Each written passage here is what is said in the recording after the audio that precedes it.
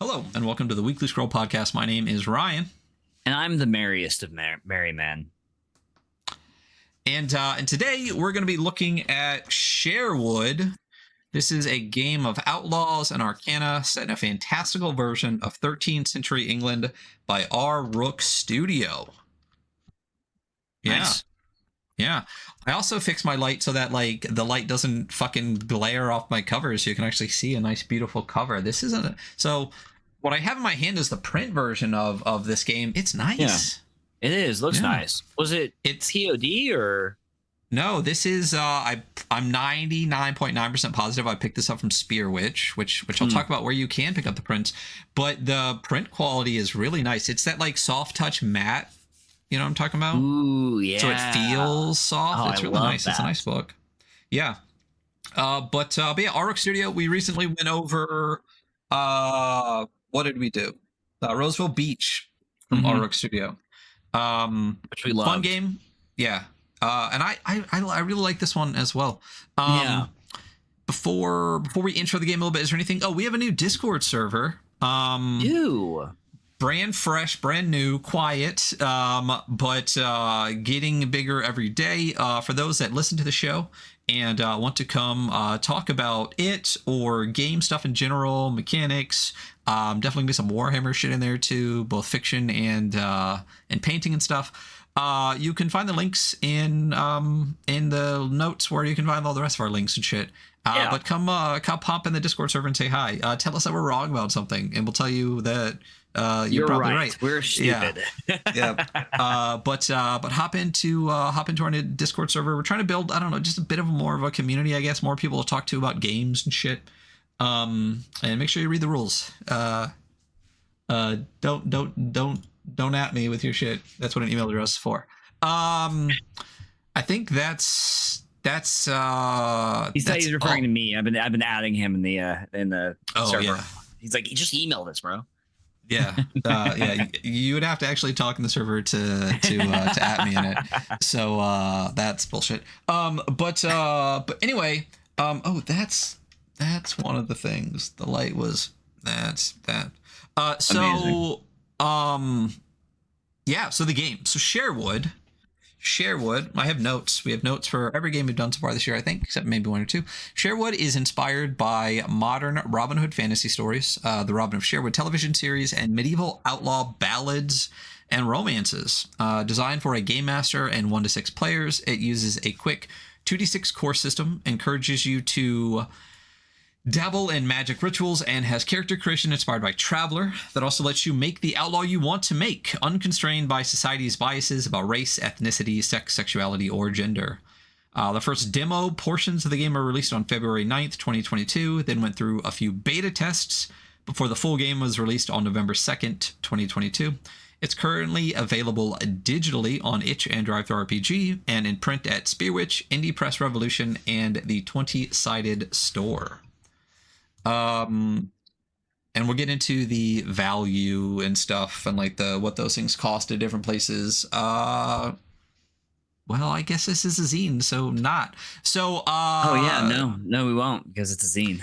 Yeah, so I think the PDF is $10 wherever, and then Spearwitch and Press Revolution have the game in print for like $20, and I think on the 20-sided store it's like $18. So pretty much wherever you prefer to get your games. I feel like that's a great price point. You know, like it's a very low price point. I think I would probably pay a little bit more for this, you know? For this, I agree, especially with, I'm going to be honest, with the quality of the print, I definitely would. Like, if it felt cheaper, you know, $20 would be fine, but I'd be fine paying a little bit more for this, just because they obviously bumped up the cost of printing with this cover. It's very nice, and obviously you can see the light hitting it. Like, I know I said I adjusted my light, but it is very matte and very nice. It's soft. Like, I've been walking around with this for a couple of days now, just being like, damn, this is soft scene. So it's good. It's good. Anything else before we hop into the game? It's good to see you. Yeah, good to see you, buddy. So that's a no. So we'll just we'll hop in. So first and foremost, I gotta say, cover fucks. Yeah. Cool piece of art, like very like not monochromatic because there's two different colors, but it's like very simple color scheme that works really Right. well. What? There's, That I mean, there's face. 3 colors. I know that's why I said not monochromatic, but like a very simplified color scheme. Yeah. Yeah. Very, yeah, it's very greens. I think, I don't know if a game of Outlaws and Arcana is just a very light green, but it's definitely not white, which is really nice. Yeah. It's a very green. I don't know what color green this is, but it's a beautiful green. Like, it is a stunning green. It's got a much lighter yellowish green Sherwood logo, and then the logo of the game going down is like a sword in between 2 arrows, all pointing down with like a ribbon / piece of cloth thing kind of like floating through it. It's beautiful. It's clean. I love. Yeah, bro. Didn't see that. Literally just saw it for the first time. Yeah. I didn't see it the first time I looked at it, and then I looked I think yesterday and I was like, that's an S. I did not realize that. Now it's even cooler. The ribbon thing floating through it is an S. That's awesome. If you look at the original beta version stuff, it is a much better cover than the original cover was. Let me, you know what? Fuck it. Let's grab it real quick. I think one of the beta covers, like, it was fine, but I will say I do prefer this one much more. I think the cover for beta 3, had like a very fuckboy Robin Hood on it. So a normal Robin Hood. Yeah, but let me. I'm just going to. Oh, did my phone die? Oh. I'm just gonna grab this picture real quick, and just copy paste it on and show you guys the cover. Like I said, it's fine. I think that this is a much better cover for the game. Let's see. Let's call it Sherwood Beta. And we'll drag this over. Here you go. Yeah, this is better. So this is the original cover of the game, and it's fine. The illustration is good. The art is done well. Whoever did the art is good. Totally. But I've met this guy before, and he's kind of a d-bag, you know. Yeah, he's definitely. This is Mr. Steal Your Girl from the Hood, Robin Hood. Like that one bartender in downtown LA who's just kind of rude to you. This is every bartender in downtown LA. That's who this is. But it's a great illustration. It's Robin Hood kind of popping out of some bushes, and he's got a sword in his hand, axe on his back. It's cool. I think the color choice too. It's got like brown across the top, some yellows in the background. I just think I'm definitely a fan of simplicity and everything. I think this cover looks so fantastic, and the use of fonts throughout the entire thing, like the layout throughout the entire thing, I'm a big fan of. So we'll get into that a little bit more, but anyway, cover slaps. It's really good. And we already described it. We gave the alt text for those in podcast land. Now I can't not see that S. So opening page I've here. unlocked a new level of like perception for you, you know. Oh fuck! Did I? I don't think I did like an ad page. Oh. Because I do want to. It's good enough. I don't think it's the real spreads, but I can see spreads in here, so we'll get to it. Look at us, just right in the thick of it here. Today. We're doing great. So anyway, so there's a cover page before you get anything. It's got the same Sherwood logo again on it, and there's a little line, a little ditty here from the Jest of Robin Hood. It says, "Lithe and listen, gentlemen, that be a freeborn blood. I shall tell you of a good yeoman. His name was Robin Hood. Robin was a proud outlaw, whiles he walked on ground. So curtsy an outlaw as he was one, was never none ye found." Woo! Yeah. Skirt. Yeah. So then we go directly. Did we? Is the contents page before the credit? Oh, it's on the credits page. Okay. So we get to the table of contents. So right off the bat, there are bookmarks in it, which is really nice. It is well bookmarked all the way through, but there are no hyperlinks. Yeah. And I will say there are a number of things here. It says, "Welcome to Sherwood." Then we're going to do making a character, creating and equipping your outlaw band, how to play, arcane talents, Rituals of Divination and Sorcery, The Game Master's Guide to Sherwood, Opponents and NPCs, Adventure Starters. But then all the way in the back of the book is an inspirations page, and it would not hurt anything to throw inspirations page 28 on the contents too, because I love the inspiration page. Yeah, I love in games have that and do that, so that's nice. So again, wouldn't mind that on there. So let me get to the credits here. Sherwood, a game of outlaws and arcana, created by Richard Roon, obviously Rook Studio. Editor is Lisa Pedal. Designer and illustrators Eric Swanson, and the readers are John Harns, Justin Kaler, and Layla Edelman. If by design and if designers, illustrators Eric Swanson, if they're the person who did the outline or the layout, it slaps. I'm a huge fan. I like that on the inspiration page that they didn't put that one Robin Hood classic movie with who's that really great sword fighter Hollywood star that was like an awful person. Errol Flynn, is that his name? I have no idea what you're talking about. Oh yeah, well I'll find it. You keep going. I'm actually going to throw on some adjust for low light in here.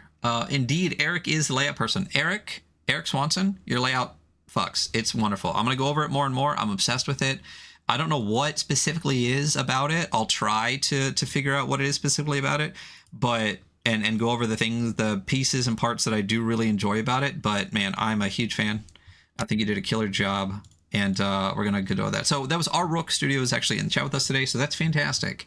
We love when that happens here. That's why we still do the shows live on Twitch. And for those that listen to the show or watch the show on YouTube, you can always catch us live. Who knows what our schedule is going to be like? It might change shortly, but catch us there. Yeah, it's Errol Flynn, the 1938, I think Robin Hood was like a very famous movie. Also, Errol Flynn was like a fucking terrible person. So shout out not putting that as your inspiration. Shout out not Errol Flynn. Yeah. Apparently, you huge tool. But yeah. So there we go. And my lighting's gonna piss me off forever. So welcome to Sherwood. Let me see what my notes here says. So welcome to Sherwood, Robin. So right off the bat, let's look at the there's not a ton of illustrations throughout the book. Most of it's like spot art kind of, but the illustrations are fantastic. So even I love this page. It's so nice. I like the opening, like the explanation of kind of like the not lore implications, but the kind of the mythology that this comes from, and then the kind of like about this game and being in this game, and I thought this was a great page. So yeah, it's really great. So at the top it says "Welcome to Sherwood." The Sherwood's got a very beautifully done, like drawn out, like it looks great, and the S from that is the same S. I don't know why I didn't see it because it's the same S. It's in the logo and stuff. There's a tree across the top, obviously give you that forest stuff. The beginning of almost every section has like a line from a book or a movie or something. This one says, Robin Hood started out as fan fiction and has never been anything else. Carrie Vaughan, heirs of Lockslet. So, and then it goes into, first of all, that beautiful W, which is very fucking vibey. Like, this is the way to make it, like, a game vibey. There's not a ton of art on this page, right? But the W in that kind of like medieval giant, like draw, like very fancy W vibes for days, right? Yeah. The Sherwood, the illustrations at the top, and also, the otherwise pretty sure it's pronounced Loxley. So, but just throwing it out there. You think? Oh, that's a Y, not a T. You are correct. I kept being like, that's so close to Loxley. I wonder why it's different. But I kept reading that as a T. So yeah, there's two paragraphs. There's a bunch of paragraphs here on this page. The first two are about, the mythology of like a cursory scratching in the forest floor shows England's mythological outlaws. They occupy this and that. It's great. It's a lot of really cool information. I love that there's this sense of like, we're going to do this like kind of like magical fun Robin Hood game, but we're going to make sure you get Robin Hood and like where it came from and stuff. Really great information about all of that here. We're not going to read it. I highly recommend you do though. It definitely gives you a lot more context for Robin Hood, which is cool. And then there is a section I am going to read here. It says, Sherwood is a game about outlaws. Like the earliest outlaw stories, it takes place in an England of chivalric romance, so the outlaws may encounter aristocratic sorcerers and mythical beasts or weird, strange magic of their own. Like the later outlaw stories, the outlaws are not waiting for a true king to return and grant pardons, but have gone to the woods to pursue justice and rescue people from predatory powers that be. As you make your journey back to the forests of medieval England, I encourage you to keep the following principles in mind. I both like these and have some questions about them. So there are a number of principles here. It says, be an outlaw, fight for something, dabble with magic, ditch the ethnic conflicts, and fuck the true king. Not in the fun way. So first one is be an outlaw. It says, even a sheriff never declared your character a wolf's head. You do not need to worry about what a typical medieval villager or aristocrat would be. Basically, this is saying, like, play what you want. The forest is too grand a place for polite society's anxieties about sexuality, gender, and propriety. Make your character whomever you want to be. I like that. I don't know if it's be an outlaw, though. Like, when I read be an outlaw, I thought I was going to talk about being an outlaw. I think this could be more of, like, be the outlaw you want to be kind of thing. You know what I mean? Let's be your character outlaw for this, you know? Yeah. Fight for something is great. Basically, like, struggle for justice, fight for revenge. Just have a goal, whether it's your character or your bands, and make it big and wild and strive for it, which is great. Dabble with magic. It says that traditional stories don't really have a ton of magic, but who gives a shit? Later stories do, so include curses, prophecy, spells, craft, all that kind of stuff in there. Then the last two, it says, ditch the ethnic cleansing. The Saxo-Norman conflict was tacked on to Robin Hood legend and outlaw tradition in the 19th century. It was not originally part of it. It says ditch the ethnic conflict. Also, don't do ethnic cleansing. Just throwing that out there. Probably both are good. If you're out there doing ethnic cleansing right now, you shouldn't. Yeah, please stop. Ditch the ethnic conflicts, and then fuck the true king. Waiting for King Richard to return was a very late addition to the Robin Hood legend. In the original ballads, kings were occasionally useful, and that was about it. So my only issue is those last two aren't really principles. They're more just like information. I would have. I don't know. I think ditching the ethnic conflict is a principle of this game because it's like kind of a major story beat in a lot of those stories. Apparently tacked on in later years. I was born even later years than that. So yeah, again, this is being super pedantic. I think these are fine. I think this you could have just done like don't worry about history because like the ditch the ethnic conflicts one is one line. So like it could have just been like one principle that was just like don't worry about history and then put these two together. Like it would have been the same thing. It doesn't make much of a difference. But that's one thing I noticed. But talking about no, we won't talk about layout on this page. We will in a second though. We're gonna get to. I just realized I don't have water. Well, luckily you don't need it. Right? Never. Making a character. So, gosh, when do you want to talk about the thing that? Let's just do it now. So, making a character is the next chapter, and we've talked about this a bunch of times. We've said this before. We're going to get the entirety of making a character right here, and then we're going to get the next chapter is equipping your band. And then we're going to get to the rules of the game. And then we're going to get to the rules of the game. So the first place where you're going to find out what the core dice mechanic of the game is, if you haven't read the itch page, and similar to Roseville, it's on the back of the book, which in the PDF is the very last page. The core dice mechanic that you get from the game, the skill check and saves, the first time you know that it's like a 2d6 dice game, as far as I'm aware, is page 12. After the entirety of character creation. After the entirety of character creation and after even equipping your warband and equipment and everything, then you get to that. So, which is fine. It's a zine, so it's a little bit less. But my issue, and the reason we talk about this all the time, is the way we do the show. We do it as if we just got the book and we read it from one cover to the end, and then we talk about it.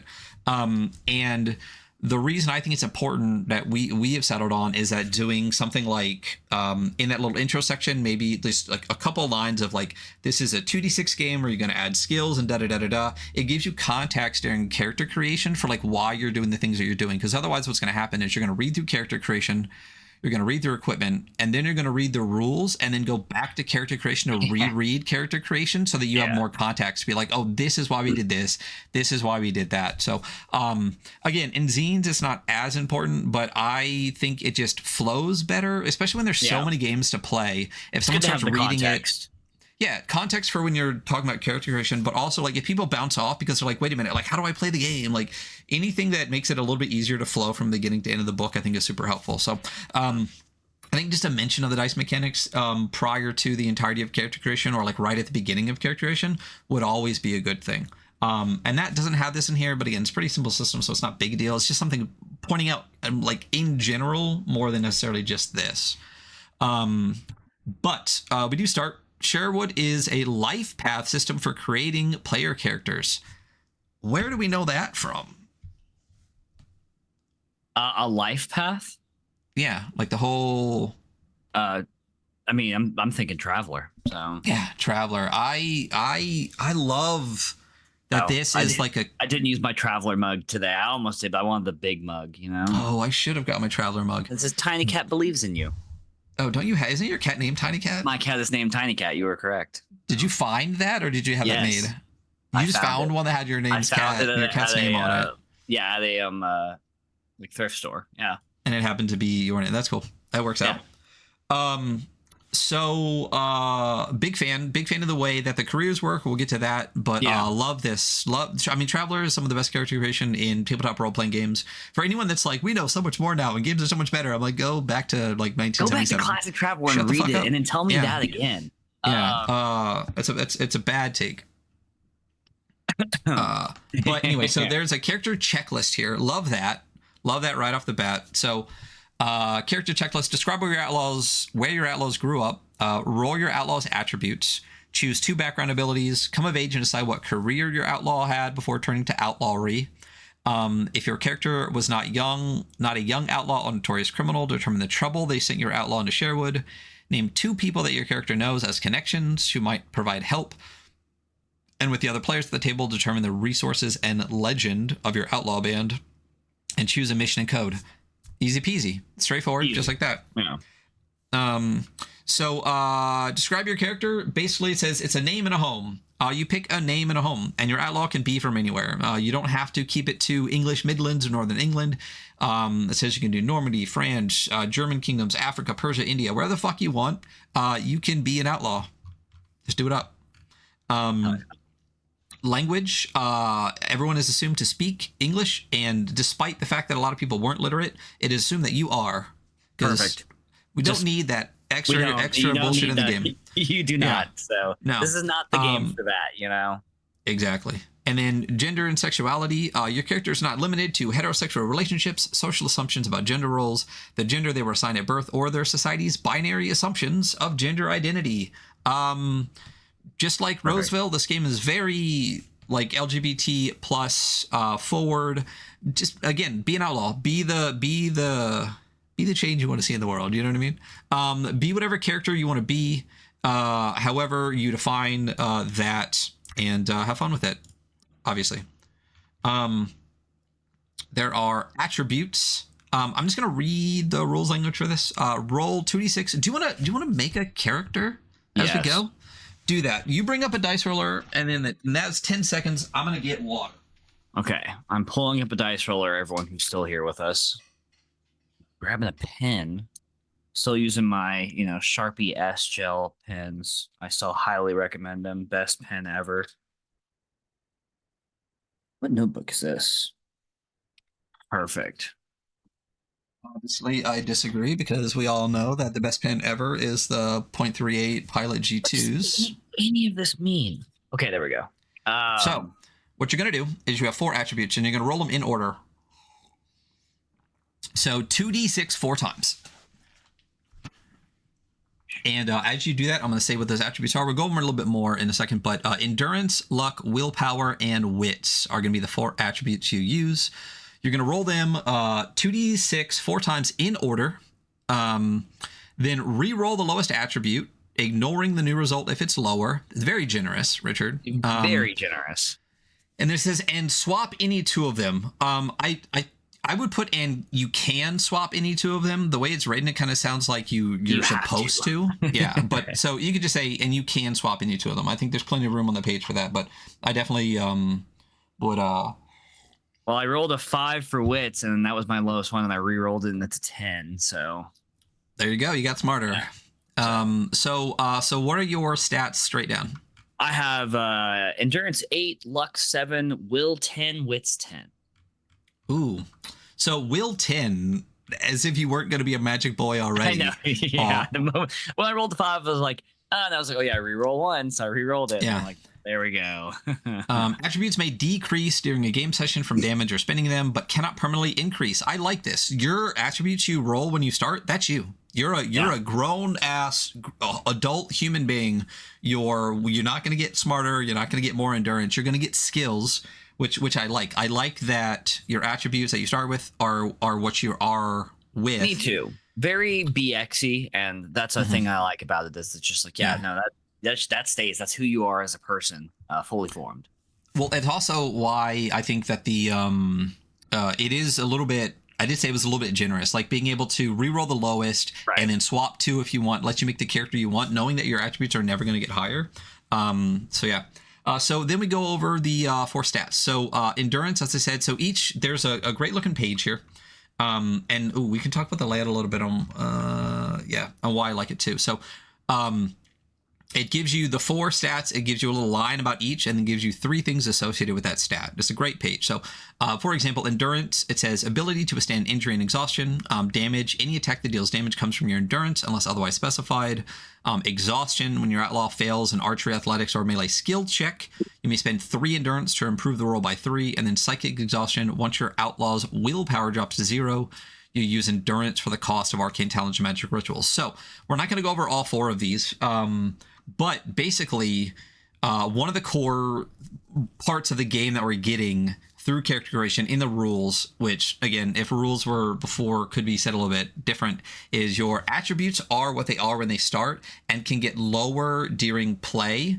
Because obviously when you take damage, your endurance is going to get lower. We just learned that. As we read like willpower, you spend willpower to improve rolls and stuff. You can spend a lot of your attributes. You can spend them as points to adjust rolls, which is great. I love that. I do think later when we get to the rules, it doesn't really ever like spell that out in the rules section. Yeah, the only, reinforce like, that. Yeah. The only rules language part that talks about any of this for the most part is here in character creation. So having it like when you were going over skill checks and saving throws, like going back to this, unless I'm completely wrong, we'll get to it, maybe I am, and talking more about how much that's impactful in the game is huge, because this is a core mechanic of the game. It's not just adding your skills to your rolls, but like adjusting your rolls with all of your stuff. If I'm wrong, we'll look at it later. I think you might be. I think I saw one. Yeah, and then background abilities is at the bottom of this page. And let's talk about one of the things I like about the layout here, and we'll talk about it a little bit more anyway, is the way that the layout uses both a 2-column and 3-column throughout. Is I love it. I think it does a really fantastic job of breaking up the page in a beautiful way. But not only that, they do this thing. We're going to talk about background abilities in a little bit. The arcane talent. So there's 2 in the left column, 2 in the middle column, and 1 in the right column. But the third one in the middle column actually fills the second and third column. So it breaks across. Visually, this tickles my brain in ways that it's so good. And when we get to tables later, whether table wraparound tables, it's so beautiful. Like just the way they fit everything on the page in a way that looks so nice. For those in podcast land, you just got to look at this page.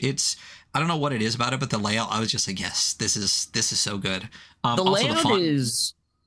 Finish what you're saying. I was gonna say the font choices throughout. I don't know what the capital endurance willpower luck font is. That's like, it's capital, it's sans serif, it's got a little extra spacing like in between all the letters. I don't know what about it. I love it. And they use the same thing for damage for like headers and stuff. I don't know what it is about it. The difference between the sans serif bolded kind of like wide mixed with like the serif normal font throughout, it looks so nice and so clean without doing like way too much. It doesn't look super bolded because it's got like space in between the letters. I don't know what it is. It gets me. The layout is Traveler-y. There's definitely a couple things that are modern layout decisions that are good. But yeah, definitely Traveler-esque layout. No, it also has. I mean, it's usually 2-column, but it also has like where it goes from 2 to like a 3-column. But this does it a little bit better, and also has more like page head art. Yeah. It's so good. So background abilities. So you choose 2 at character creation. Each character has 2 background abilities to show the talent, skills, natural abilities they pick before turning 18. I would just, so there's 2 sentences here that could easily just be written as one. It says choose 2 at character creation. Each character has 2 background abilities. Sounds a little bit redundant. It could just say choose 2, or each character chooses 2 background abilities at character creation that show the talents and skills. Like it could just be combined into one. It just feels like you say the same thing twice there. But there are 1, 2, 3, 4. I wrote notes. There are 6 abilities. So there's aristocrat, jack of all trades, dabbler, heroic ability, arcane talent, and background skills. Obviously, the 2 we're going to read are the 2 that you pick. One of which is obviously going to be arcane talent, but the other one's obviously going to be jack of all trades. Such a good one. Yeah, it's such a fucking good one, especially when we get to like playing the game and you realize that like if you don't have a skill, you just have disadvantage on it. Everything. Yeah. So jack of all trades, most characters have disadvantage on rolls which they don't have a relevant skill. You don't. And then arcane talent, choose 1 arcane talent and take 1 in skill with it. So true seeing, illusion, necromancy, or pyromancy. You can take this twice to improve your arcane talent skill to 2, or choose a second arcane talent. So which one are you going to start with? Ooh. Let's do one I normally wouldn't do. Let's do pyromancy. Interesting. Obviously, you know which one I would pick. Yeah, I mean, least shocking thing ever. Yeah. Yeah.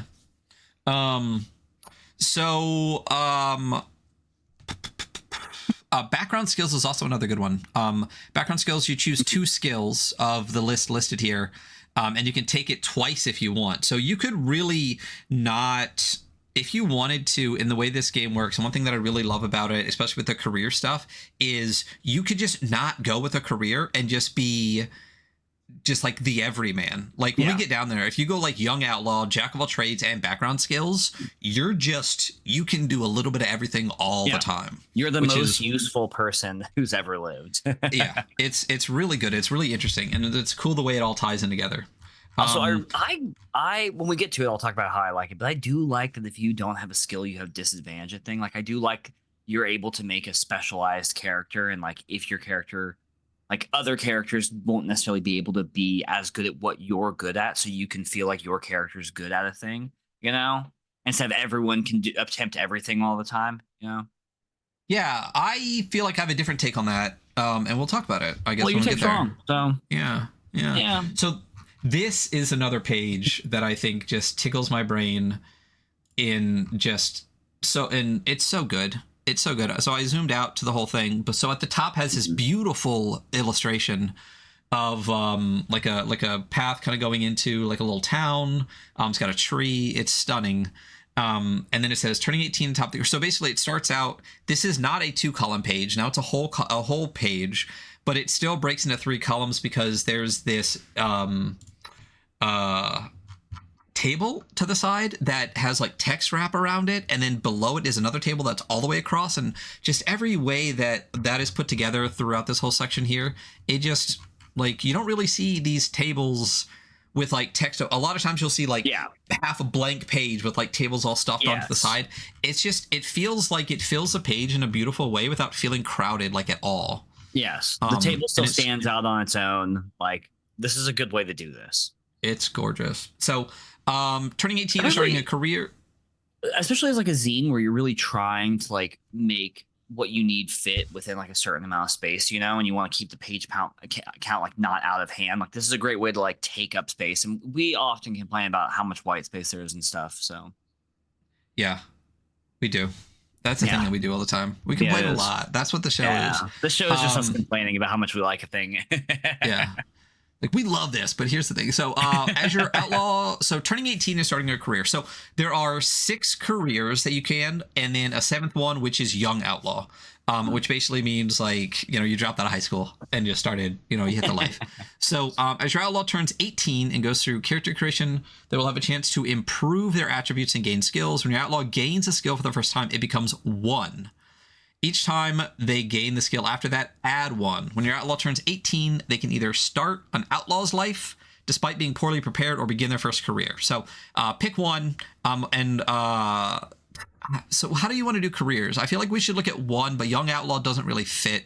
So do you want to just kind of let's look at young outlaw and then look at the one I pick. Okay. Oh yeah, because you're gonna pick one. So Yeah. all right, young outlaw. So basically, use this table only if your character is going to begin outlaw life at 18. So with most of the characters, this one you get starting skills. Lucky breaks or hard knocks, and wolf's head are the three things you get. And then there's a table for that. And then each outlaw has a thing on the bottom for like accusations and stuff. So your starting skills for young outlaw, you gain thievery and one other skill from a list. Lucky break or hard knock. So you roll 2d6. If your outlaw has luck 8+, add 2 to the roll. On an 8+ on the roll on lucky breaks. Otherwise, you roll on hard knocks. So some things on there are lucky breaks. Basically, you get more skills. And hard knocks, you get different kinds of skills. So lucky breaks are like archery, thievery, silver tongue. Your hard knocks are streetwise, carousing, intimidation. So you can see why like they're split in a way where it's like you learn something in something good that happened in your life, like silver tongue, like things like that, or like archery. You learned archery versus like thievery and carousing. So like at one, you get this kind of sense of like what kind of character could have been if they got lucky breaks versus what kind of character they are if they got hard knocks. The last thing is a wolf's head. So, of course, you're young. You have an entire life of possibility. But long story short, like if you're ever listed as caput lupinum, that means you're a wolf's head. Very similar to what's the game we did with Lee Reynoldson? Paulo Greco, Lost Pages, Wolfwald. Basically, you are outside the law. People can beat the shit out of you, kill you, do whatever they want to you, and no one gives a shit. Yeah, you have 0 rights. So that sucks for you.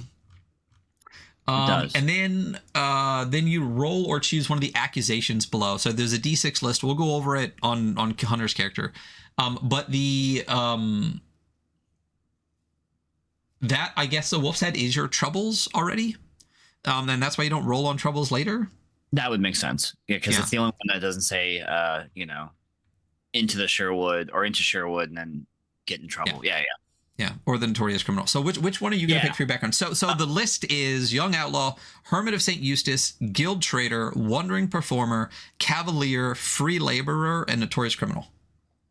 I'm going to pick guild trader. Which you in classic fashion of classic traveler is that I can attempt to be admitted to the guild and then fail, which is I fucking love. I really enjoy like the character creation being its own mini game, Yeah, it's fantastic. Real quick, before we get into Guild Trader, I also think the accusation table is part of your troubles and stuff too. I know I'm fucking up here. So, for example, if you roll for and get like murder, you have to say who died, who blamed you, and the one-time loved one who believes you did the crime. So that's part of your troubles and connections and stuff too. And that's why you don't roll on it later. So you get, for each of these, you have to say like, who was accusing you, what happened, all those kind of things with it too. So murder, arson, larceny, illicit sorcery, secret affair, assault, they're great. So Guild Trader. So tell me about Guild Trader. Guild Trader is great. Like you roll 2d6 and then on an 8+, you're admitted to the guild. If your endurance or wits are 8+, you can add 2 to the roll. Hey, good news. They're both 8+. If an aristocrat, -1, because aristocrats not good traders. If your outlaw does not become a trader, you have to choose another career. All right, well, before we even do it, roll because we have to pick another one. Man, I rolled a 7 and I have +2, so I have a 9. Boom. So, you got admitted to the guild. Good job. Just barely. If it wasn't for the stats, I failed. So you gain the sailing or cart driving skill when you become a trader. So we'll say right now sailing. Because I see my character as a Mr. Worldwide who picked up magic on his various travels, Sailing may never come back in because we're going to be in the forest, but I like it for the story, Hey, you know what? There's rivers. You sail rivers. You sail rivers. Yeah. I was just saying, when you become a trader, you're going to roll 1d6 twice on the table below. Choose one column to roll on and take the skill or bonus from each. You may roll on the same column both times or different columns each time. You may repeat this step as many times as you'd like until your character is older than 35, aging 1d6 years for every 2 skills you roll, because this is a another classic traveler is like you spend your time in your life going and doing things, and you're rewarded these skills, but you do play as an older character. I like that this one stops at 35, which makes more sense for the kind of time period and lore. Because classic traveler's like 55, and you're like divorced dad simulator. Yeah. However, the older you get, the worse your trouble may be later. If you add a skill you already have, increase it by 1. So yeah, we'll go ahead and do that now. I'm just gonna add 1d6 years. We'll say that I had a short career. Yeah, so I'm 23. I'm a very prolific 23-year-old. Yeah. And then for my skills, I'm gonna roll on the interests and travels, because it requires willpower of +8. And hey, guess what? So black powder. Ooh, damn. That's right. I picked up the secrets of black powder. I went to China. And then you'll never guess. Arcane talent. I got arcane talent. Boom. So what are you picking this time? I think, do I want to add +1 to pyromancy, or do I want to take another one? No, I'm gonna take illusion. Interesting choice. Yeah, I create heat illusions, you know. Great heat illusions. Yeah, like the mirage that comes off of shit becomes illusions. Yeah. Look at tying it together. Synergy. You know? Yeah. Synergy. So look at us, we're creating internal lore. Yeah, and then into the Sherwood, where it says for many of these, eventually you get in trouble and you have to explain what happened and create 2 connections. So right. Which again, with the young outlaw, you already do with your accusations and stuff. Well, I picked guild trader, and you said interesting. What did you think I was going to pick? So the thing is, there's not really like, obviously there's not like a magic class. Like everyone can technically do magic, so there isn't one. So I honestly, looking at these, like it was a shot. Like, cool, yeah. Because I would have had that's the great thing is you could take arcane talent. I mean, great thing for me, a person who always picks magic. You can take arcane talent, and then any of these like classes or life paths work for you fine. And you can create this like really interesting story, like we just did with my guild trader who traveled the world and like learned magic from like hermits in the desert or something, you know? Exactly. And again, like anything you pick, if we would have, jack of all trades, background skills, young outlaw, all that kind of stuff, you just stack all of your stuff. But you could. It's really easy to make the character that you want to make. Again, it would also be super interesting if you would have failed the guild trader role and been like, well, fuck me, I guess I'm doing something else. It's not just making the character you want to make, it's creating the story of the character you are creating, you know? And maybe that even in your internal headcanon, because I like stuff like this. If I failed the guild trader role, like maybe that is actually integral to the lore of my character, like tried to be a trader and failed. Then maybe became a notorious criminal or whatever came next, you know? Yeah. It's neat. I mean, Traveler's fantastic. Yeah. And this is such a great adaptation to this. This is a great adaptation of it. You know, it's much quicker. But it has like a lot of the same effectiveness. And to a degree, I think even making a character in this, I maybe enjoyed more for the narrative, the internal narrative aspect, but Yeah.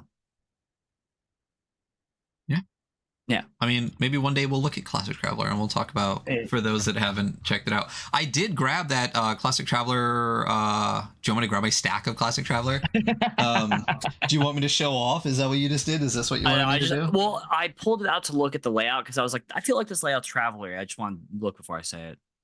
Oh, okay. Hold on. You want to do that then, huh? You know that I'll win, right? Yeah, I know. All right. I did... Oh, wait, who got you that? I was going to say the joke here is that Ryan actually bought this for me, so even though I'm showing it off, Ryan still bought it. For those in podcast land, I whipped out my very original Traveler box set that I have, and then Hunter whipped out his original Traveler box set that I got for him. That's the joke, that I spend too much money on games and I'm broke as fuck. Anyway, so next is Troubles. So If your character started as a young outlaw, notorious criminal, they don't get it, blah, blah, blah. Outlaws who came from other careers roll to determine what misfortune befell your character. So you are, and it's modified by age. So 24 to 29, you get a +2, and +3 if you're 30 or older. So the older you get, the more troubles you have. That sucks for you. So you are 23?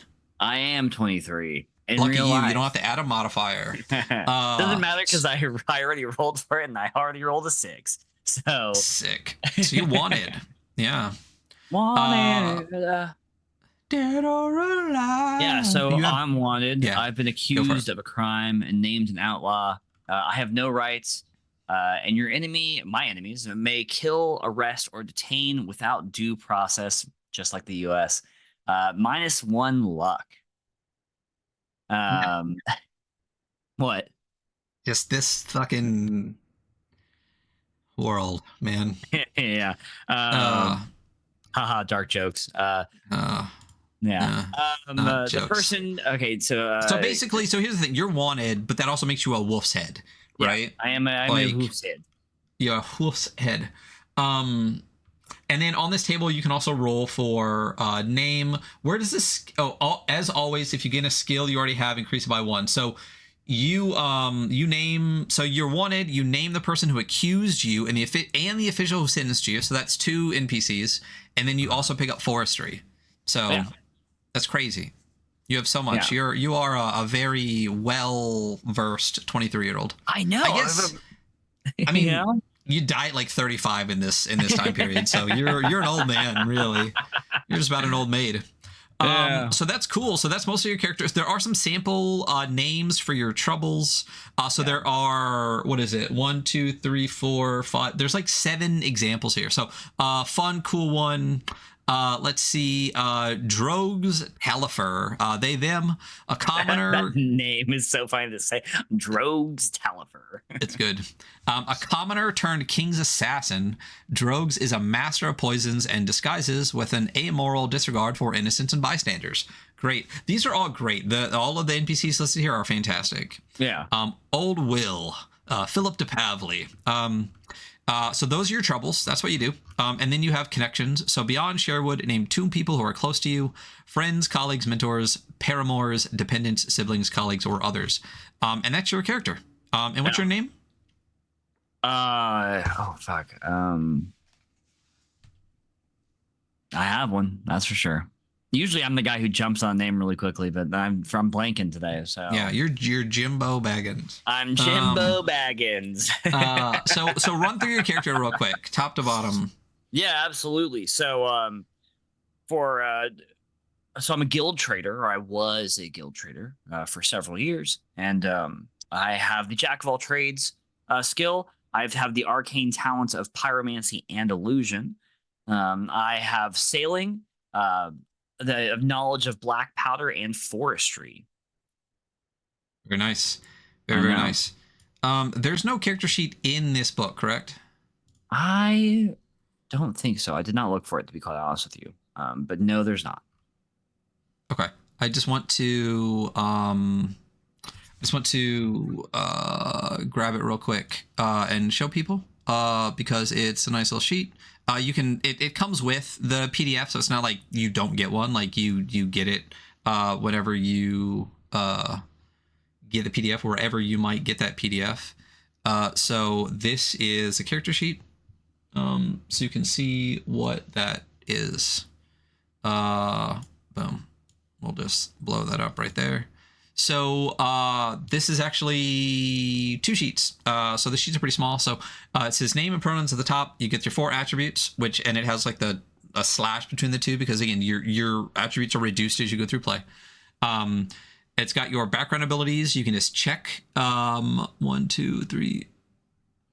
Oh, interesting. There's only 4 background abilities listed here. They don't list the arcane talents, which I guess I don't know why. And then they don't list Dabbler. So Yeah. Dabbler and Arcane Talent are not on the character sheet, which is interesting. I mean, And earlier then, version. yeah, and then per your career, if you get a skill once, so this might be an early version. I might need to just re-download a new one because in my Dropbox, and I apologize, Richard, if I'm giving bad information here. I believe in my Dropbox this says like version 01 or something, so I might have mixed like old versions and new versions and not downloaded the newest version. Oopsie.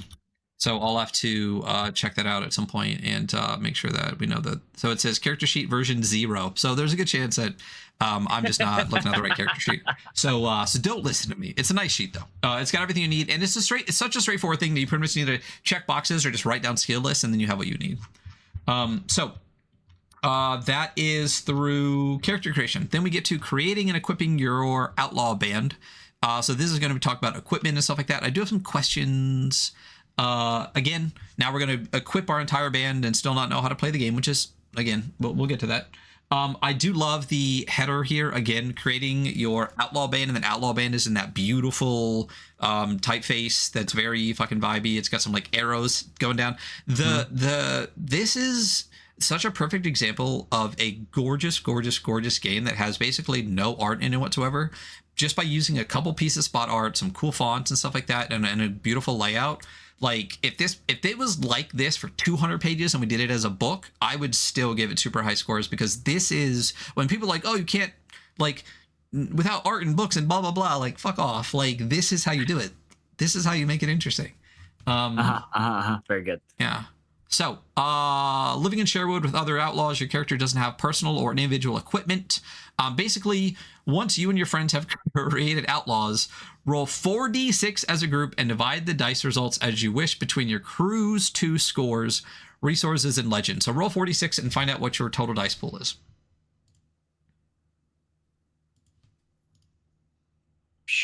Uh, 11. Wow. That's it. On a 4d6. On a 4d6. Yeah, I rolled a 1, a 1, a 4, and a 5. So okay, I'm gonna roll 4d6. And I rolled I rolled a 16, so it's not like it's that much better. But no, you're fucked. Yeah, you get 11. So let's talk about resources. I rolled a 22. There, how about that? You just sure, there you go. We'll let it go. A 22 out of 24. Yeah, I rolled a little bit better than 11. 5, 5, 6, 6. The dice roll on Google is it's why I don't use it all the time. It's very I don't. That's why I use this most of the time. We get it. You got cool stuff. You have cool stuff. I actually only use this. I try to only use it for like space games though, because then I feel like I'm like on a computer. For those in podcast land, watch the show to see what I just pulled up.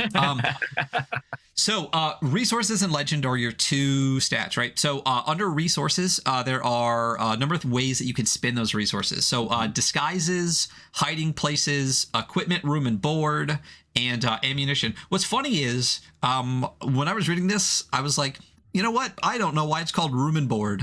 And I'm like of an age where I should know by now. So I looked it up. And you know what room and board means? I've always been like, obviously I know board means food, but why? I looked it up. Because you sit at the board and eat? Sure. Yeah, because it says board refers to food provided. The use of the term may derive from the English word B-O-R-D, board. It's an old English word meaning table. So yeah, board, it's probably derived from the word for table. Yeah. But it's one of those things where it's like, sure, it's the table, but like, because it's a board, but also it's not really because it's a board, because board is not the origin of that word. It's just similar to the board which tables are made of, kind of thing, you know? Like arete, you know? So throwback. There are ways that you can spend. You basically spend 1 resource for things. We're not going to talk about them a bunch, but just for example, so like disguises. You spend 1 resource to convincingly disguise an ally or member of the outlaw band as a guard, aristocrat, commoner, or member of the clergy. So that's how you can do it. Like you can, when you need stuff to do a thing, you can spend resources. I like that. I think it's fantastic. Yeah, definitely. This is basically quantum inventory taken to like a crew level, which is really, really cool. And then you also get legend, which is basically like a renown system, which obviously this game should fucking have, and I'm so glad it has it. So basically, you spend your band's legend score to get favors from local townsfolk. Especially useful when your outlaw needs help and you don't want to risk the consequences of skill check, because every skill check could have consequences, which we'll find out later in the game. For each favor your outlaw needs, find someone who might be impressed or intimidated by your reputation and spend 1 point of legend. Fantastic. Love it. Perfect. It's cool. Yeah. There's a lot more to legend than that that you can read on your own, but like that's the gist of it. So basically you roll and that's your total pool, and then you can use resources when you need stuff to do things, and then you use legend when you need favors or actions and stuff from people that can help you, which is so cool. Mission and code, you have one. It is a thing. So a mission is composed of 1 or 2 goals, and your code is the outline of a few things that you won't do. Like you won't rob from the poor, you won't murder children, stuff like that. Honestly, if you rob from the poor, fuck you. They're already poor. Fuck you.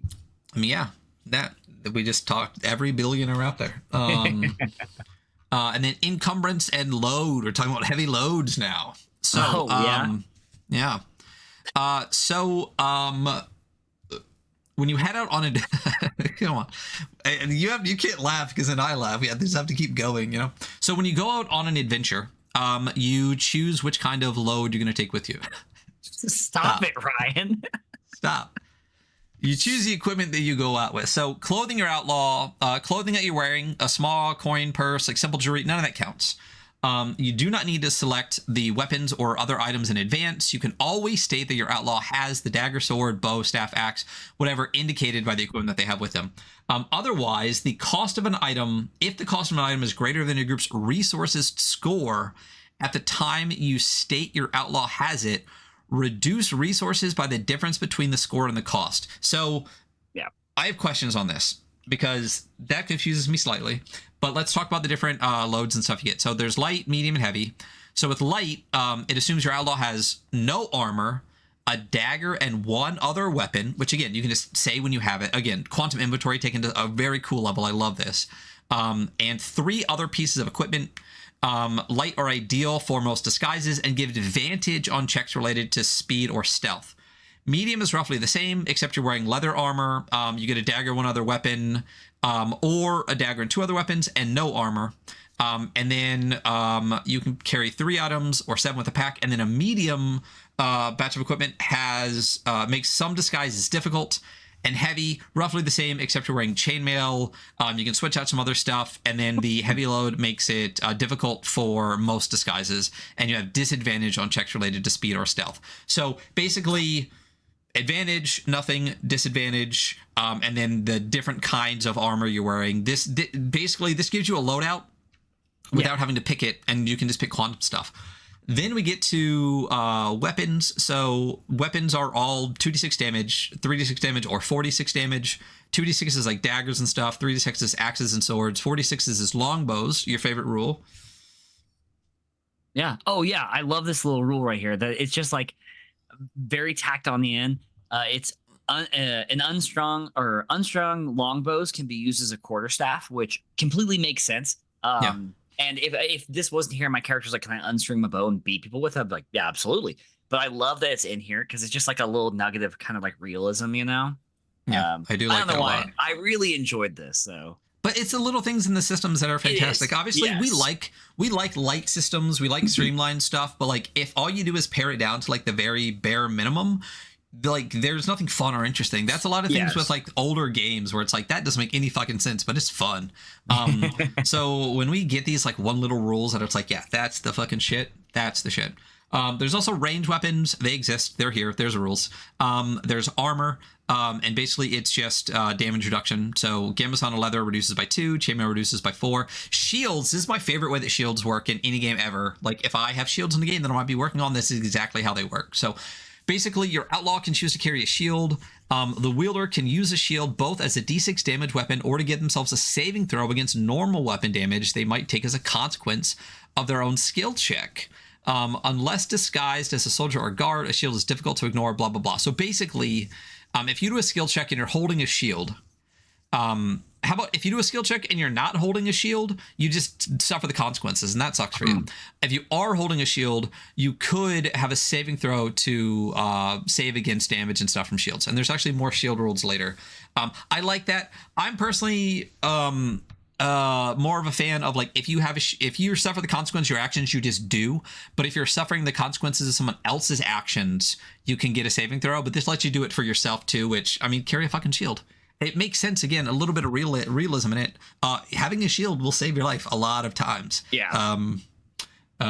So equipment and supplies. Here we're going to get into, let's talk about resources again a little bit. So standard adventuring gear, cost 5, lantern, torch, oil, 50-foot rope, 10-foot rope, etc., etc. Quality adventuring gear, cost 8, lockpicks, toolkit, unusual materials, above average crafting, everything like that. And then room and board. It's different costs for like bread, luxury shit, stuff like that. So my question is, so let's say your resources are like 5. Okay. Mm-hmm. The way does it work in such a way that you're like, okay, well, I want a lockpick. Okay. And you just go, okay, well, lockpicks cost 8. The difference is 3. So now your resources are 2. Is that how I'm reading it correctly? Because I'm just a little bit confused on the way some of this works. Because, like, let's say, for example, like, I want, like, a weapon. Like, I guess beyond the quantum weapon stuff, weapons don't have cost. So you can't have any weapons beyond what's in your load. So you're just talking about equipment. Yes, that is how I understand it to work. Yeah. So I guess my only question with that is the only things in the entire game that have a cost are the standard or quality adventuring gear. So as far as resources go, as I read it, those are the only things that you could gain when you don't have it, because it says the cost of an item is greater than your group's resource score at the time you state your outlaw has it. Reduce resources by the difference, right? But then we go back up to, it talks about resources in an earlier part. I don't remember where it talks about resources in an earlier part. I don't either. So, oh, maybe it's in a later part. It talks about it again. No, yeah, because we're already in endurance load.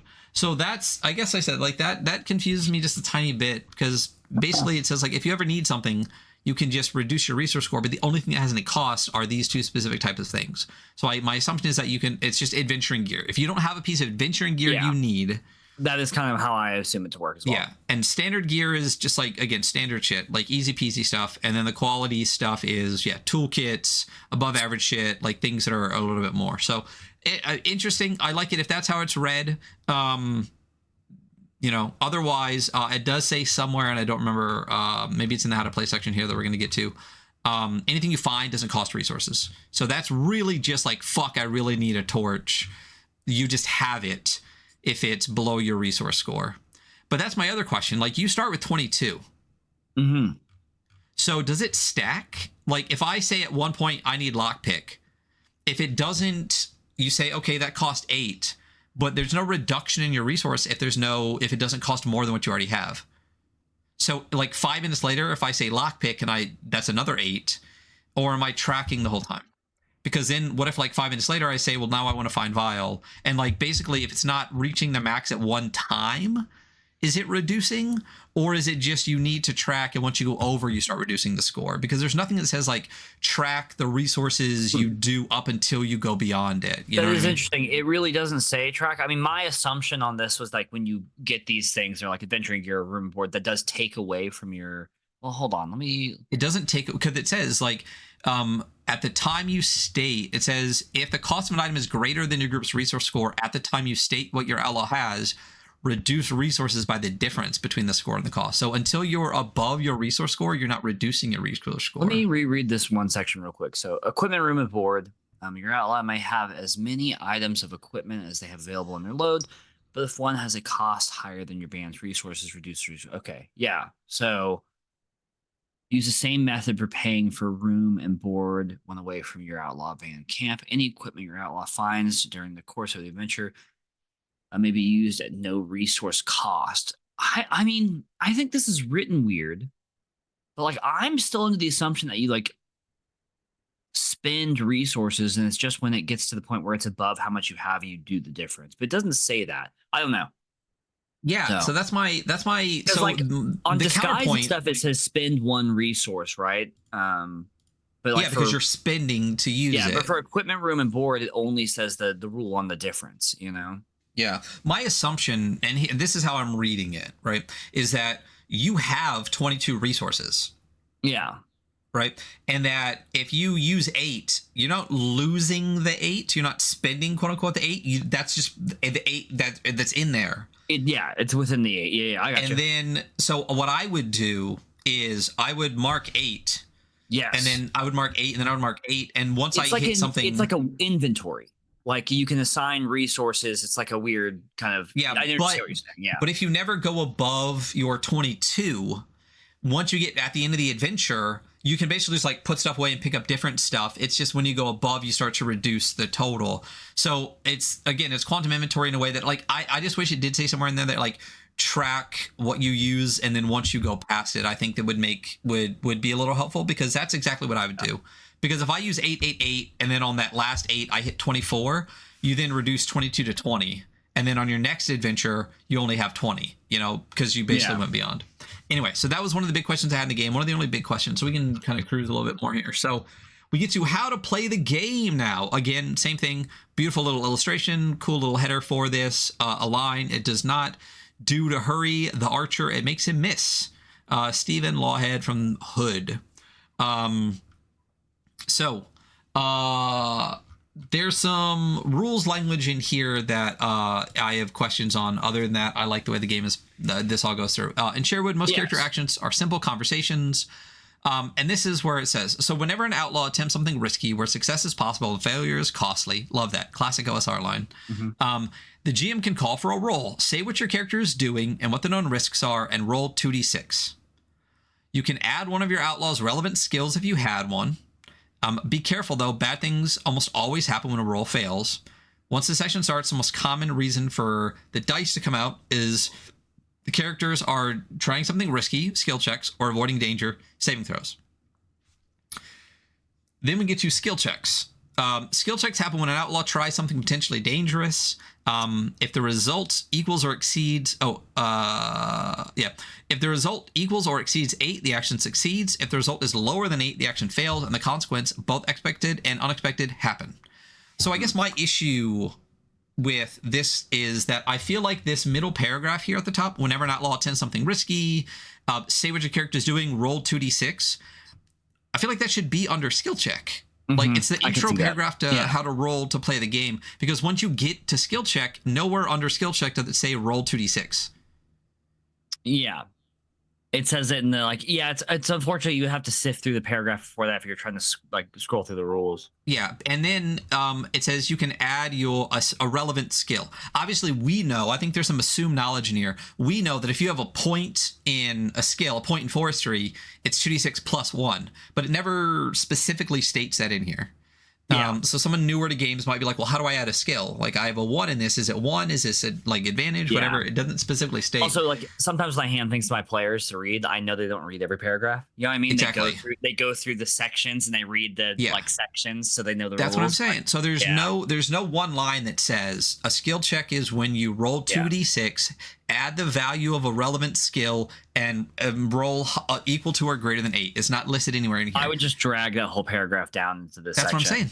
Yeah. That's what I'm saying. I think that most of this whole paragraph, from whenever an outlaw starts to this whole paragraph, could be under skill checks. A paragraph below it could be above, and that could be in skill checks. And the argument could be, well, like, it's the intro to how just any roll works, and then you go to saving throw. But the problem is when you go to saving throw, and we'll get to it then too, it does say roll 2d6 right here. But also, it talks about adding a skill to it. How are you doing a skill for a saving throw? We'll repeat this again. This is rhetorical for right now, because your skills it's against your attribute, but it also never mentions it later. So anyway, so that's my issue kind of like with the skill check rules language. We get it. It makes sense. But like you said, like if someone might skip the intro paragraph, it doesn't ever say anywhere in the actual skill check section, roll 2d6, add a skill. There's a section here on choosing skill though. Basically it just is a little thing about like, if you're intimidating, do this. If you're performing, do that. Like, pick the skill that's applicable. Untrained skill and jack of all trades. We talked about this before. When performing a task, a character with no relevant skill has disadvantage on the attempt. Characters with the jack of all trades talent do not incur this penalty. They perform any task as if they had a relevant skill. So basically, there is no such thing as just a 2d6 roll. Right? Am I reading that right? Like just flat 2d6. Because if you have you always if you have a skill, you add it to it, and if you don't have a skill, it's a disadvantage. 6, pick the worst 2, essentially, you know. Yeah, there is no flat skill. Yeah. There is only disadvantage or add your skill points, which is interesting. I don't have a problem with it. It's just interesting. No, I think it's great. Yeah. Yeah. Crits are 12 or better or 2 or less, and that sucks or is good for you. Advantage and disadvantage works exactly like you think for the most part. So basically, for advantage, you roll 3d6, and you can pick whichever 2 you want. For disadvantage, though, how do you feel about this? For disadvantage, you roll 3d6, and the GM picks the 2. I don't mind that rule. So I don't mind it. I don't necessarily like it though, because I think there's other parts where it talks about the GM doesn't really roll. Like the whole point of this is like, but it's so it feels a little bit. It brings a little bit of that kind of like antagonism in a little bit, where the player could be like, "Come on, don't do me dirty this time," and he'd be like, "No, picking the obviously you're gonna pick the lowest." Like I'm okay with the GM not being involved in someone's role at all and just being like, "No, you just get the 2 shittiest rolls. That sucks for you." You like only player facing roles? I do.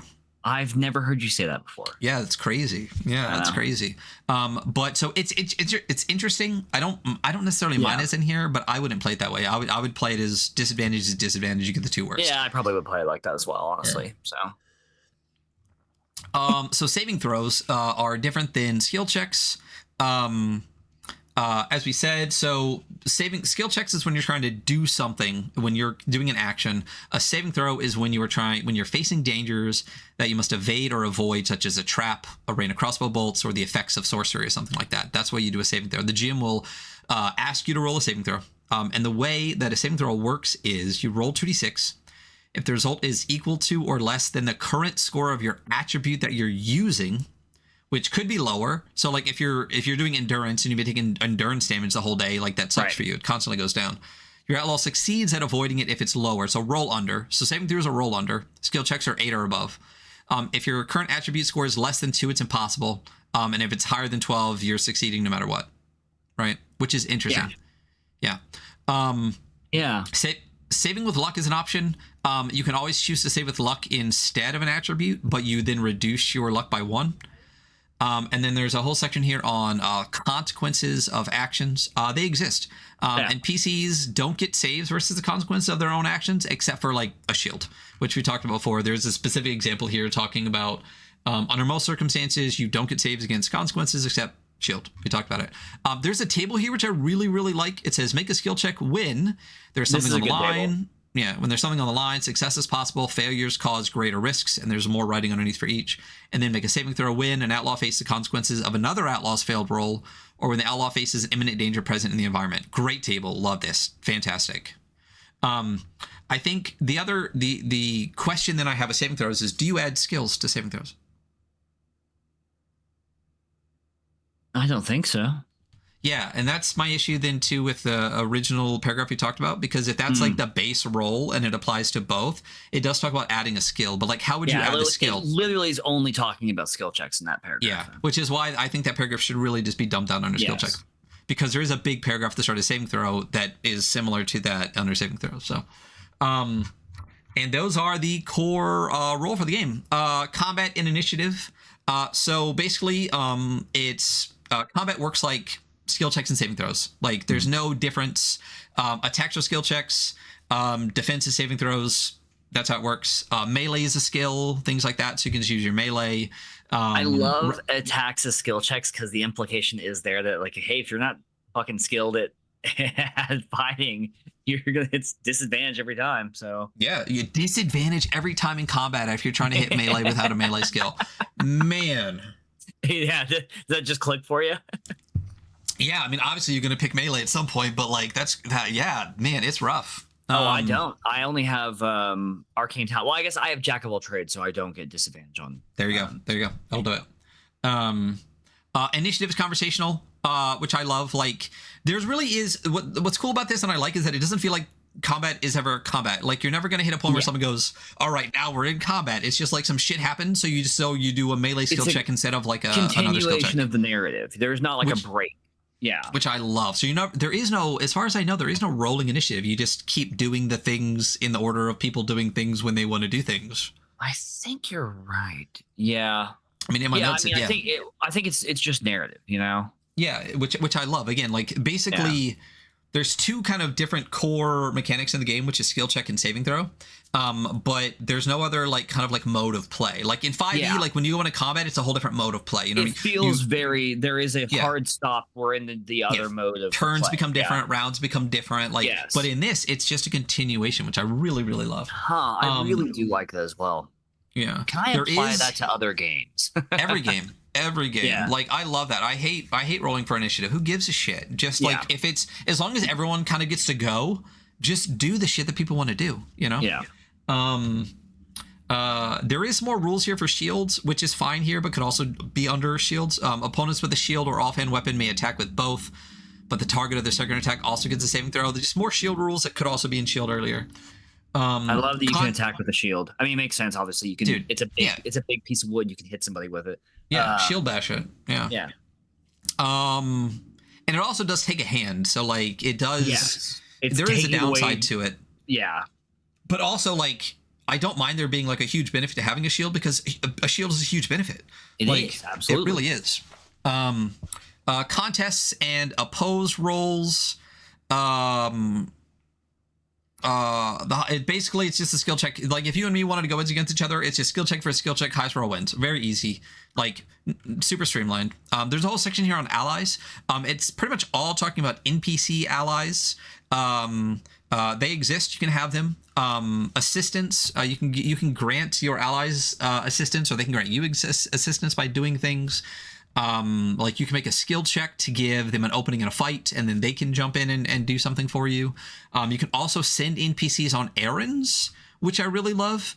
There's a whole thing. If an ally is well equipped, highly skilled, or especially suited, you can you roll with advantage. I mean, if they're bad, you roll disadvantage. And for your ally actions that you want to send them on, you just roll a d6, which I thought was interesting. It could just be a 2d6, but I kind of like that it's a 1d6, because I feel like your ally is like a lesser character, you know what I mean? Like, it feels like you're just doing a side thing, so they only get 1d6 for their thing. But it's a 4+, so like mathematically it's roughly the same roll. Yeah. But I like that your allies only get 1d6 and you get 2d6, you know? A little henchman. And stamina and loyalty, basically, this is something we'll talk about later. So it says here, allies have the same attributes as opponents: stamina, reactions, and special abilities. Keep that in mind. When an ally takes damage that drops their stamina to 5 or less, they roll a 1d6. If the result is higher than their current stamina, they hide and run away. Basically, stamina is like kind of like their HP, but also their morale a bit, which is interesting. And then when they catch their breath, they can regain 2d6 stamina. We'll talk about that again a little bit later. Injury and recovery. A couple of things here: taking damage, out of action, catching your breath, and what are they doing here? So basically, taking damage, most like physical damage, is going to go against your endurance. You know, it reminds me a bit of like Cairn, how you take attribute damage, you know? It's a damage reduction. When they hit 0, if you take any more damage, you're out of the action. Or the other way you can get knocked out of action is if your endurance is at 0 and another attribute's at 0. So you could actually get, like, let's say your wit's down to 0, and then as soon as your endurance hit 0, you're down right away. You don't have to wait for that next hit because you have an attribute down already. This could mean, and if you do hit 0, if you are out of action, it could mean anything from capture to death, depends on what's going on. And if you do if there's some uncertainty whether it killed you or not, you could do a luck saving throw. And that's it. Catching your breath is how you heal. And basically it says, in my notes, I wrote, talk to the homies and roll 2d6. That's what I wrote. But what it says is, when your outlaw gets a moment to converse with friends in a safe place, they can refresh some of their attributes. So basically, you roll 2d6 and split that amongst any attribute you want, except for luck. The only way to get luck back is downtime. And I love this next one. This is probably one of my favorite rules in the entire game. So when you have a moment to catch your breath, you roll 2d6 and split that amongst your attributes, right? But if you want another die roll, you can roll a third d6 for your attributes. but if it's 4 or greater, a trouble from your outlaw's past shows up at a bad time. They discover a connection is in danger or something else bad happens. So if you want to get more healing, you can risk it, hoping to get a couple more points. But if it's 4 or higher, like trouble comes in, which is such a fun mechanical narrative way to pull that back in. Moves the story forward, you know? It's so good. I really, really like it a lot. And then there's some other stuff about healing. What are they doing here? In addition, once during a session when your outlaw confronts one of their troubles or tries to help one of the connections, they get the benefits of catching your breath. Downtime is basically, downtime is what it says. At the start of downtime, you reset your luck completely. You recover 2d6 points of attributes, and you choose one activity. You can choose teaching yourself a skill, teach a skill, learn a skill. Big questions, which basically means you're doing research and the GM can answer questions based on what's going on in the story. Highway robbery means you literally go out and rob people. Rest and recover. It allows you to restore all of your attributes to the starting value except luck, but you already get luck back at the start, so it doesn't matter. So if you choose to do just that, you get all your shit back. Or there's acts of kindness where you can spend 1d3 resources and gain 1d6 legend, which is cool. Yeah. And then other actions, if there's something else you want to do stuff, and the GM will figure it out. There's a table here for converting Dragon Game characters, opponents, NPCs, and Troika. I like how it's specifically Dragon Games and Troika. Dragon Games and Troika. Like, all the 2 game types that exist in the world, there are 2 genders, Dragon Games and Troika. The two genders of games, Dragon Game and Troika. Yeah. All right. Then we get into arcane talents. So basically magic at the end, and then we're basically done. I love the header graphic on this. It's beautiful. Yes. Again, look at it if you're in podcast land. Another quote at the beginning, this one from Little John. Now yeah. Woo-woo. Yeah. Now you listen to me, friend. You can surround yourself with salt, soot, or sausages for all I care. But we've come too far to turn back now, eh? Men are demons. They're going to be dealt with. Robin of Sherwood, the Swords of Wayland. That's my favorite one in the entire game. The favorite quote at the start of any chapter: surround yourself with salt, soot, or sausages for all I care. It's great. So basically, we're going to go over one of your 2 magics here. But the way magic works...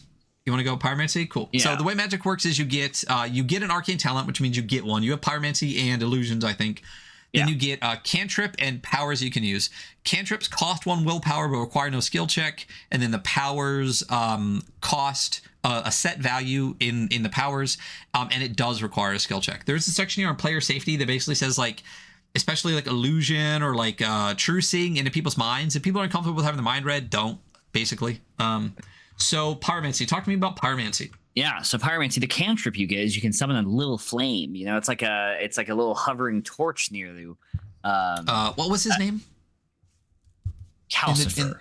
Calcifer, yeah, you got it. There you go. I did that with very few hints. Yep. For those in podcast land, all I did was hold up my hand and point in my hand and say, what was his name? That's where so you can call a gentle flame-like light that's either as bright as a torch or as dim as a candle. As far as powers go, they do require a successful pyromancy skill check before spending willpower. You have consume, create flame, or extinguish flame. Consume just expands an existing flame to cover an area of 10 feet across, doing 2d6 damage to any person who enters, stands in, or moves through the area. It costs 4. Create flame. Guess what? You create a campfire-sized flame, doing 3d6 damage to any person you summon it on. That costs 3. And then extinguish flame. I'll let you guess. And that costs 3 to extinguish the fire in the person-sized area. So I have a 10 will. So really any one of these. And I have like a pretty high will, would be very costly. And it would make saving against will later on much more difficult. But that's cool. I like how limited the magic feels for this game, because it's a game in which like any amount of magic would feel like a lot, you know? Yeah. Being the one guy that can call flames and expand them is like, well, that's fucking pretty good here. We're in, you know, 13th century England or 14th century England. Like, Yeah, and like you said, it's not crazy. You can just be like, boom, there's a flame, boom, the flame's gone. I think it's perfect for this. I wouldn't want your high level ultra sorcerer in this. It just wouldn't feel like it fit. No, and it's cool. I mean, so basically each arcane talent gives you one cantrip and 3 powers. Like necromancy, speak with dead, compel undead, animate dead. Like again, like nothing super crazy, but like for 13th century England, I mean, that'll fuck somebody up, Yeah, like totally. It's really cool. You see some guy who like raises his hands and the fire disappears in front of him. He puts out a fire. You're like, what the fuck? Yeah, burn him. Witch. The next section is rituals of divination and sorcery. Again, beautiful like graphic here with some candles, and then that font that is just gorgeous. And sorcery is a skill that was on a lot of the roll tables, including for the guild trader. I just didn't roll it. So it's just the other magic. And what's cool too is that I really like that basically it says sorcerers' rites and rituals are common in historic fantasy. The following are among widely available to trained sorcerers and diviners, though others may be found. Rituals work like skill checks, and anyone who can find some information about how to conduct them may attempt to do so. So that says to me that you don't necessarily, if sorcery is a skill, you don't necessarily have to have the sorcery skill. Like if you're just like, I find a book and it has a spell in it, you can try it, right? I super agree. Yeah, but it's a skill check. Right. Yeah, right. If you don't have the sorcery skill, the consistency guess what? of that rule is fantastic, and the way it's applied throughout this makes this like infinitely like more interesting than another game using a similar framework could be. Like I love the way it's like, yeah, everything's a skill check. It's all the same skill check, and skill checks are at disadvantage if you just don't know anything. Like if your fucking former free laborer picks up a sorcery book and doesn't have any like a skill, like he's gonna fucking do it bad. But your jack of all trades who's fairly worldly is like, okay, I might have a better handle on this, Yeah. It is really good. I really enjoy it. There are 1, 2, 3, 4, 5, I want to say, different sorceries listed. There is fortune telling, bond of power, call power, lesser weatherworking, and weapon blessing. We'll just kind of talk on one a little bit. So weapon blessing, not going to go over the beginning of stuff. It does stuff. Weatherworking, man. All right, fine. Weatherworking. Go. Tell me about lesser weatherworking. I love weatherworkers. I grew up reading Ursula K. Le Guin, and that's a big like a weatherworker is a big thing in that world. Yeah. Well, tell me about it then. Yeah. So a skilled sorcerer can change the weather in a small area, calling rain, lightning. If lightning summoned, it does 5d6 damage and does not miss. Other weather effects are just conditional. They're kind of narrative things as appropriate. If the ritual fails, the GM determines how the weather works against the leader and participants. So if you summon some weather to help you out, it might actually hinder you if you fail. So it's got skill, time required, area, duration, cost, source of advantage, and source of disadvantage. So the skill is sorcery. The time required is 2 hours. The area is up to 1 acre. Duration is 1 hour of weather effects or instantaneous for a lightning bolt. Though environmental effects such as fallen trees or wet roads will last as long as they fictionally would last. It costs 4. And then the source of the advantage, the ritual is conducted in a sacred place, and the leader is assisted by at least 3 others for the whole 2 hours. The ritual extends the effects of existing weather, calling fog or wind after the ending of a rainstorm. And then sources of disadvantage, the ritual takes only 1 hour. The ritual calls weather that is unlikely, rain during a drought, fog at noon, etc. So it's like a spell. It feels like it's similar to like a 5e spell-ish in like, but it's because it gives you all the things like you said, like time, duration, area, like it gives you all of the stuff to do for like this bigger kind of ritualistic sorcery. So really like it a lot. Then we get to the Game Master's Guide to Sherwood. I love this page too. Like it's that font again at the top that's big. It's full page, not 2 column. Again, I love the 2, 3, and single column throughout the entire book. The mix and match. They did such a beautiful job with it. So there's a bunch of principles here. Wolf's Head have no rights. The forest is the domain of the king, and then in literal writing next to it says, and the king is an ass. Law and order have a lot of resources. Whoever is seen is remembered. Give the outlaws a reason. Make it strange. Power only wants more power. And show the diversity. That's all part of it.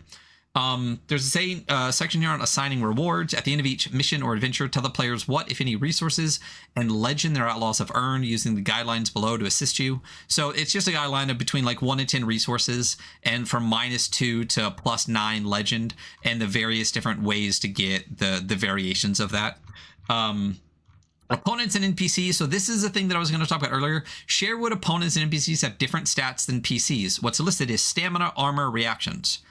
What's listed under allies that says it's the same as opponents was stamina, reactions, special abilities, I think. There are no special abilities. I control F special abilities. There aren't any. So the previous thing should probably say stamina, armor, reactions.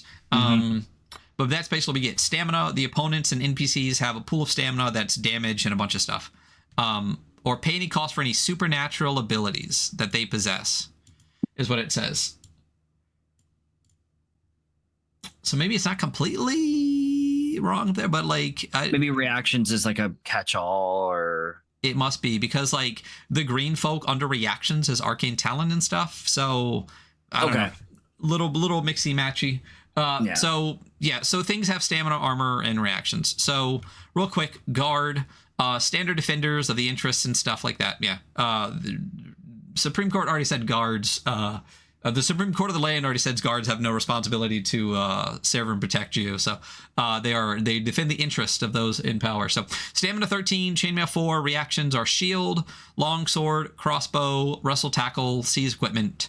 And then there's a D6 list here of kind of like means, like short-tempered, irritable, surly, distant, inquisitive, distractedly congenial. I love this. It's simple, it's quick, they're great. Silver Deer, Hard Assassin, Shade, Night Human, Sorcerer, they're great. I love them. There's 2 starting adventures here. There's the new sheriff's first tax delivery, and then there's the prison keep of Lady Maud.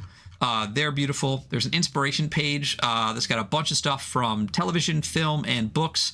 Great list of stuff, and then that's the back of the book. And we're done. We did it. We're done. So let's hop over to the review scores. So obviously this is going to be a zine because it is a zine. I have it in my hands and it is zine size. And it taps out at 28 pages, which is less than we say. It was roughly 30 for zines. So for those that don't know what we do here on the show, we do quantify our terrible opinions with numbers. Those numbers come in the form of metrics. 5 for books, 3 for zines. For zines, we do visuals, which is all the visuals of the game. The cover, the layout, the art, everything visually. How does this thing look? Rule set is, if it's adapted rule set, how well is it adapted? If it's a hack, something like that. If it is a new rule set, how do we like it? And vibes are, when you look at the visuals and rule set together, how well do they play with each other? And when you close that last page, how bad do you want to play this game? That's the vibes. Overall, just like how much you want to play the game and how does it work. So visuals, what are your thoughts? I really like how this looks. It's a short zine. The spot art that's in there is great. I love there is a name for what's called when the first letter is very decorative. And I'm sure Google has it, and I'm sure that's what Ryan's doing right now. I like the traveler-esque layout, but like with some layout decisions, other modern decisions that use space better. I like the font choices. I think visually, I really enjoy this game. You're doing a great job. You got it? The first letter of a paragraph that is enlarged to drop down 2 or more, as in the next paragraph. Drop caps. Drop caps? More often seen at the beginning of novels. There you go. Oh, illuminated. Illuminated letters. There you go. Illuminated letters. Yeah, they're gorgeous, and they're clean though still too. Yeah. You know what I mean? Like, it's not super crazy. They're beautiful. I said over and over again, the layout on this, just for whatever reason, the way that the tables tuck into the text, the way that specifically under like the background abilities, how the arcane talent breaks into 2 columns, like the way that they filled the pages without making it ever feel like really crowded this is like such a stunning layout to me. Like, I think it looks fantastic. Like you said, the spot illustrations are beautiful. I mean, this again for like if you ever want to look at a game that doesn't use a ton of art and still looks absolutely stunning, this is the fucking prime example for just a couple of spot illustrations and some good layout and font choices. And it will look amazing. I think the logo on the front, even the color choices on the front with like that like cream color with like the two different color greens and stuff. I love this scene. I think it's fantastic. Yeah. I'm way up there on this one. What are your thoughts? What do you pitch me a thing? I mean, I'm somewhere between this being great and excellent. I'm not gonna lie. Yeah, For a zine, I'm also somewhere between it being great and excellent. So a lot of the ones we've given like 9s and 10s to on zines are ones that were like fucking just puked on with color and shit and like super but I think whatever. this is excellent in a different direction. This is the other flip of the coin for that. Where like if you're gonna do like black and white with just like this this is as close to perfect as I can think of. Like I think to me personally, I think this is like an easy 9. Yeah, I'm good with that. Okay. It's stunning. I can't remember the name of the layout artist. Eric. Eric. Good fucking job. Shout out Eric. Stunning. Rule set. So the only like knocks I have is a couple of clarification things. I think the biggest ones are like the skill check thing, and then like a little bit more explanation on the resources. I think are the only things that kind of like you can. Like, I don't think those are huge either. Like, obviously we get how the game works, but other than that, so obviously I like 2d6, mixed success, or gradations, are my favorite, but the fact that it's like 8+ and everything below an 8 is a consequence anyway. Sure. It's close enough. I think the character creation system is amazing. I love the consistency all the way through. We talked about over and over again, the skill check at disadvantage and how well that like fits through every core aspect of the game. Resources, like I said, but just a little bit more explanation. I think the quantum inventory, not only for yourself, but for your loadout and for your entire crew, and the way that works with your resources and legends, I love that as an inventory system. Because that really allows you, because your resources then aren't just like your stuff, it's the things you can do, like disguise, things like that. I love the hiding, all that kind of stuff. I like this a lot. Like, I think the core mechanics are super easy, and then every way that you use it is incredibly interesting. What are your thoughts? I agree. I mean, I think if other than a couple clarification points, it's a 9 for me, but I think because of those, it's probably like an 8 for me.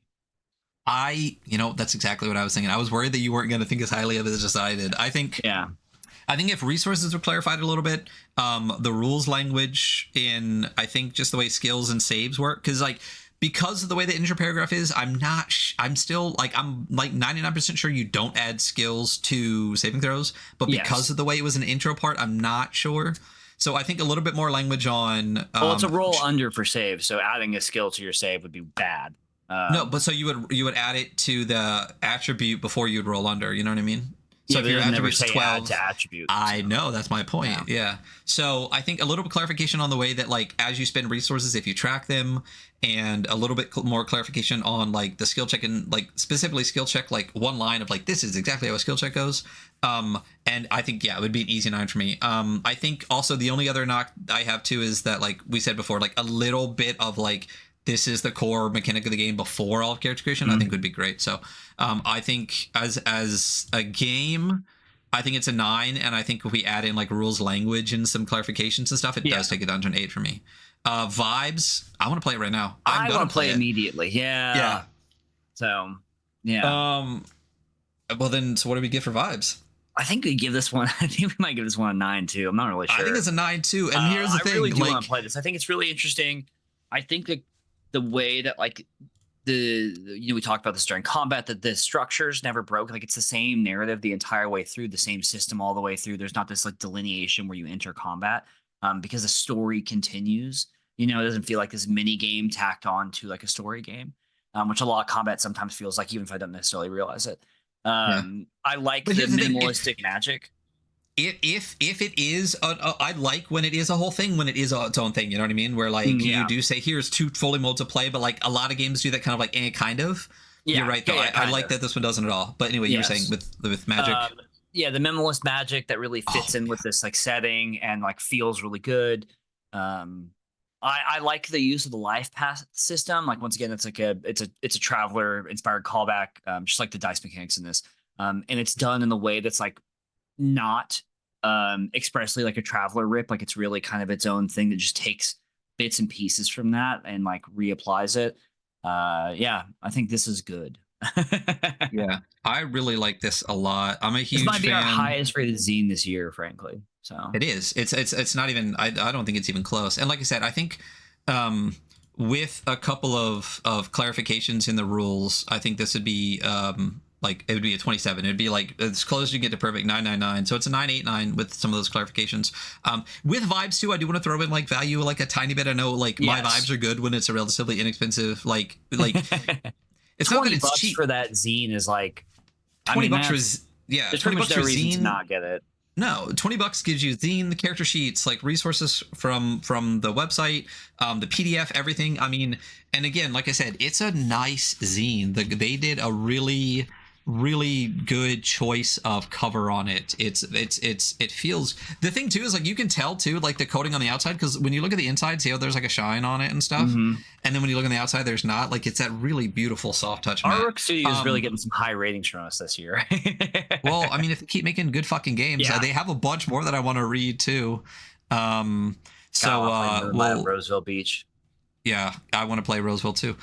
So that is our score for Sherwood. It is a 26. 9 on visual, 8 on rule set, 9 on vibes. The only knocks really we give it is a little bit of some rules clarifications, but otherwise as a system, I'm a huge fan of this. Vibes wise, again, like not only that, when you look at the vibes too, like the little quotes throughout and like all the information in the beginning about like the mythology of it too, obviously was super well researched. I mean, every time I talk, it just gets higher and higher. But not only that, if you follow Rook Studio on Blue Sky, they are doing, I think, pretty much weekly runs of their games for Roseville Beach and for Sherwood. I've signed up to do one. I'm super excited to play, especially not just play the game, but play it, run by the creator. So I'm very excited to do that. But you could definitely do that if you do happen to do that. I do think Rook Studio leaves like a little tip jar up. So if you have someone run the game for you and you're able to throw some bones, that's a really great thing to do. But definitely check out Rook Studio and make sure the links to this and all of their stuff are below. Richard, I mean, they, again, I'm sure you'll see at least 1 or 2 more games from Rook Studio this year because, again, we talked about this before. Richard's a great person and makes great shit. So we're going to keep talking about games we enjoy from people that we are fans of. So that is Sherwood. No idea what we're doing next. Catch us tomorrow, which if you're listening to this not live, will be yesterday, if I get it out in time, for our next episode of In the Light of Setting Sun. With Stella and John as we continue our first TWS campaign of our western adventure. Otherwise, we'll figure out what we're doing by Friday if we have the episode on Friday, and we will see you all later. Just so you know, for those that do catch us, the date might change soon, or the day of the week might change, but that matters to pretty much none of you except for me. And obviously Hunter. That's it. I'm gonna stop rambling. Thank you all for being here. We'll see you all later. Bye. Bye.